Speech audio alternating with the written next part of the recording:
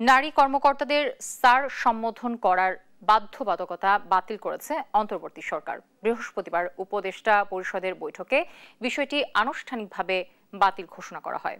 একই সঙ্গে হাসিনা সরকারের সময় জারি করা প্রোটোকল নির্দেশনা পর্যালোচনার সিদ্ধান্ত হয়।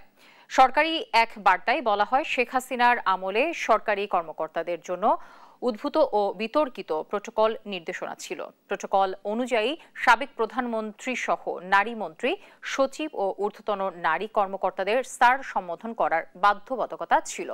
এখনও অনেক স্থানে নারী কর্মকর্তাদের স্যার বলা হচ্ছে, যা সামাজিক প্রশাসনিকভাবে স্পষ্টতই বেমানান ও অস্বস্তিকর। প্রোটোকল ও সম্বোধন সংক্রান্ত নির্দেশনাগুলোর পর্যালোচনা ও প্রয়োজনীয় সংশোধনী প্রস্তাব তৈরির জন্য একটি কমিটি গঠন করা হয়েছে।